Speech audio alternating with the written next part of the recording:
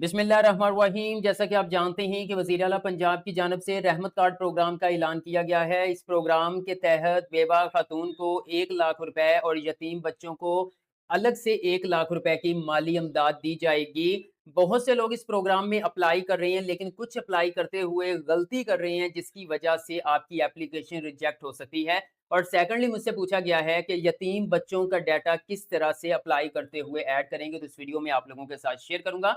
Video को like करके education updates को सब्सक्राइब कर लें, ताकि रहमत कार्ड के हवाले से मजीद आने वाली लेटेस्ट अपडेट सबसे पहले आप लोगों को मिल सके। तो चलिए शुरू करते हैं। विवर सिंपल, मैं यहाँ पर जो है वो रहमत कार्ड का जो पोर्टल है उसको ओपन कर लेता हूँ। जैसे मैंने क्लिक किया तो आप देख सकते हैं इस तरह से रहमत कार्ड का पोर्टल आपके सामने ओपन हो जाएगा। यहाँ पर आपको मुकम्मल तफसील भी मिल जाएगी। यहाँ पे बताया हुआ है कि कौन सी खवातीन इसके लिए अप्लाई कर सकती हैं, जैसे कि कम आमदनी वाले घराने से ताल्लुक हो, मुस्तहिक का जो है वो मोबाइल नंबर उसके कौमी शनाख्ती कार्ड पे रजिस्टर्ड हो, नादरा शनाख्ती कार्ड पर बेवा स्टेटस दर्ज हो, सरकारी मुलाजिम या पेंशनर ना हो, यतीम बच्चे का बेफॉर्म मौजूद हो, पंजाब के मुस्तकिल रहायशी हूँ। यानी कि यहाँ पे मेंशन किया गया है कि यतीम बच्चे का बेफॉर्म मौजूद हो, लेकिन अप्लाई करते हुए तो कहीं पे यतीम बच्चे का डाटा जो है वो डिमांड नहीं की जा रही, तो हम कहाँ पे ऐड करेंगे? तो व्यूअर्स, यहाँ पर सबसे पहले मैं रजिस्टर के अंदर आ जाता हूँ और एक अहम चीज मैं आप लोगों से शेयर करने वाला हूँ। जो लोग गलती कर रहे हैं वो मैं बाद में शेयर करूंगा, लेकिन यहाँ पर देखें जी, ये बेवा आ रहा है, यतीम, यहाँ पे दो कैटेगरीज आपको शो हो रही हैं, ठीक है। यहाँ पे देखिए, एक कैटेगरी ये है, दूसरी कैटेगरी ये है। अब अप्लाई करते हुए जिनके यतीम बच्चे भी हैं, वो सेकंड कैटेगरी में अप्लाई कर रहे हैं, ठीक है। मतलब एक बेवा खतून है और उसके दो यतीम बच्चे भी हैं, तो वो सेकंड कैटेगरी में अप्लाई कर रही हैं, तो वो गलती कर रही हैं। इस तरह से आपकी एप्लीकेशन रिजेक्ट हो जाएगी। ये जो सेकंड नंबर पे है, यतीम लिखा हुआ है, डबल पेरेंट लिखा हुआ है, इससे मुराद ये है कि बच्चे जो यतीम हैं, वो यतीम के साथ साथ मस्कीन भी हैं। यानी कि उनकी अम्मी भी नहीं है, उनके अब्बू भी नहीं है, और वो किसी जेर प्रस्ती के अंदर रह रहे हैं। उनका गार्डियन कोई और है, जैसे पुप्पो है, खाला है, चाचू है, वो है। उनकी अम्मी अब्बू नहीं है, वालदैन नहीं है उनके, ठीक है। वो वाले इस कैटेगरी में अप्लाई करेंगे। तो जिनके यतीम बच्चे हैं, उनकी वालदा भी जिंदा है, वो भी जो है वो इसी जो है वो कैटेगरी के अंदर अप्लाई कर रहे हो, तो जाहिर बात है कि आपकी एप्लीकेशन रिजेक्ट हो जाएगी। इस वीडियो को मुकम्मल देख लें, आपको सारी चीजें क्लियर हो जाएंगी और तमाम सवाल के जवाब मिल जाएंगे। सबसे पहले नंबर पे बेवा की कैटेगरी है। अब इससे मुराद ये है कि मां जिंदा है लेकिन बेवा है, साथ में उसके बच्चे भी हैं जो यतीम है, तो वो इस पहली कैटेगरी में अप्लाई करेगी, ठीक है। यानी कि मां जो है वो जिंदा है, बेवा है और बच्चे भी हैं उनके, तो वो फर्स्ट कैटेगरी में ही अप्लाई करेगी, ओके।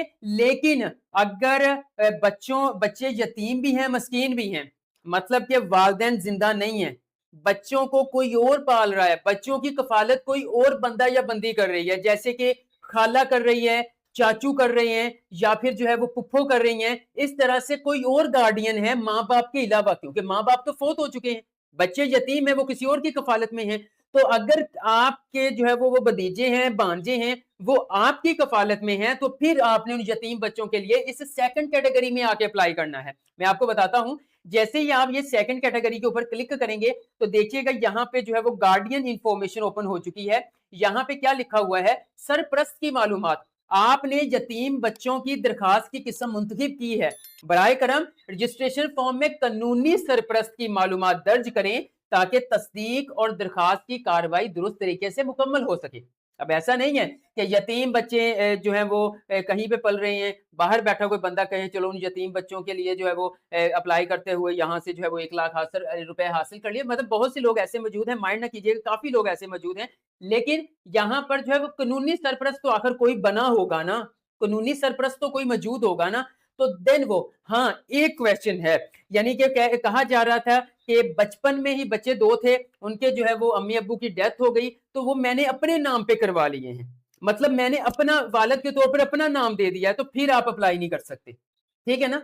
वो यतीम ही रहने चाहिए, और जब उनका डाटा वेरीफाई हो तो उनका जो है वो माँ बाप कोई और शो होना चाहिए नादरा वेरिफिकेशन में, आप एज अ सरप्रस्त शो होने चाहिए, तो फिर यहां से आप यतीम बच्चों की कफालत के लिए 1 लाख रुपए हासिल कर सकते हैं। अब सिंपल देखें, अगर आप सिर्फ यतीम बच्चों के लिए अप्लाई कर रहे हैं और आप उनके गार्डियन हैं, सरप्रस्त हैं माँ बाप के अलावा, तो यहाँ पर नेम ऑफ लीगल गार्डियन, यहाँ पर आपका नाम आएगा, जो सरप्रस्त है जो कफालत कर रहा है, वो आपका शनाख्ती कार्ड, यहाँ पे बच्चे का कुछ नहीं आएगा।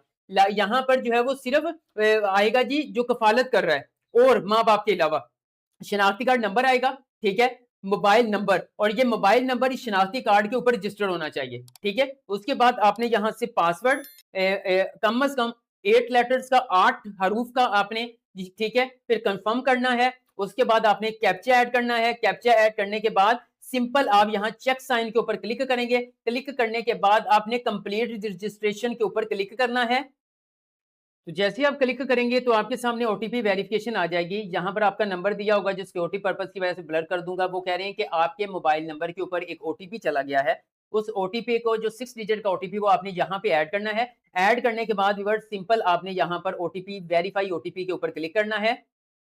अगर आपको ओटीपी रिसीव नहीं होता है तो आप रीसेंड ओटीपी के ऊपर क्लिक कर सकते हैं, लेकिन इस पोर्टल के अंदर फौरन से ओटीपी रिसीव हो जाता है, ठीक है। तो वो आपने ओटीपी यहाँ पे ऐड करके वेरीफाई ओटीपी के ऊपर क्लिक कर लेना है। जी, तो व्यूअर्स आप देख सकते हैं एप्लीकेशन फॉर्म ओपन हो चुका है। अब वो कह रहे हैं कि आपने यतीम की मालूमात यहाँ पे ऐड करनी है। सबसे पहले यहाँ पे बच्चे का नाम आएगा, बच्चे के फादर का, जो रियल वाले उसके वालिद थे उनका नाम आएगा, ठीक है। उसके बाद वो जो बच्चा है वो मेल है, फीमेल है, वो आपने बताना है। उसकी डेट ऑफ बर्थ क्या है वो आपने यहाँ पे ऐड करनी है। ऐड करने के बाद अब बच्चे का यहाँ पे बेफॉर्म नंबर आएगा, ठीक है। बेफॉर्म कब इश्यू हुआ वो आपने डेट यहाँ पे ऐड करनी है, ठीक है। ये बच्चे का मज़हब इस्लाम वैसे ही है। ये ऐड करने के बाद सिंपल आप आगे बढ़ें के ऊपर क्लिक करेंगे। नेक्स्ट पेज आ चुका है, यानी नेक्स्ट स्टेप ओपन हो चुका है। अब यहाँ पे सरपरस्त की मालूमात आएगी, गार्डियन की इन्फॉर्मेशन आएगी। जो डेमो के तौर पर मैंने पहले ही डाटा ऐड किया था, नाम और शनाख्ती कार्ड नंबर आ रहा है, जिसको सिक्योरिटी पर्पज़ की वजह से ब्लर करूँगा। मज़ीद थोड़ा-सा स्क्रॉल डाउन करना है। यहाँ पे आप देख सकते हैं शनाख्ती कार्ड कब इश्यू हुआ सरपरस्त का, वो ऐड करना है।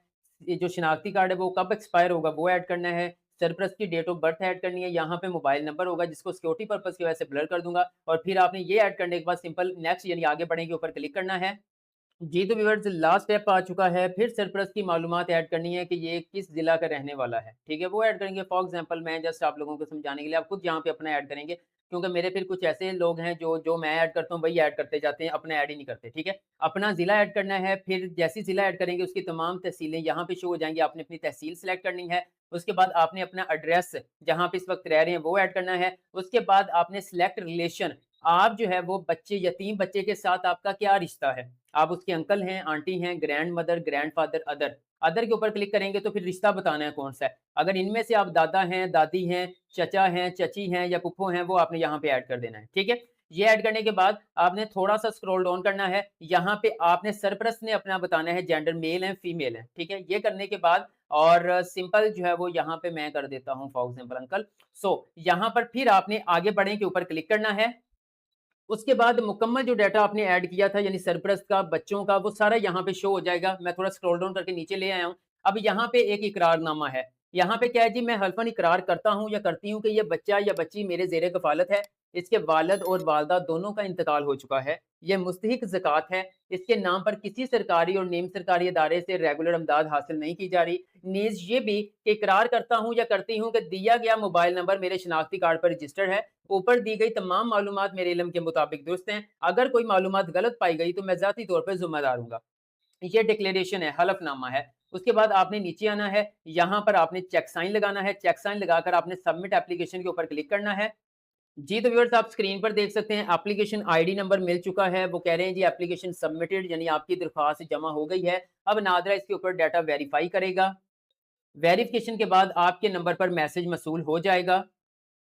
मैंने वो कैटेगरी बताई है जहाँ पे यतीम बच्चों का डाटा अपडेट करना है, यानी सेकंड कैटेगरी जिनके माँ-बाप नहीं हैं, सिर्फ़ यतीम बच्चे। लेकिन अगर एक बेवा माँ है, ठीक है, और उसके यतीम बच्चे भी हैं, तो वो पहले वाली कैटेगरी में ऐड करेगी, लेकिन इसमें वो बच्चों का डाटा नहीं माँगेगा, सिर्फ़ माँ का, बेवा का डाटा इसमें जाएगा।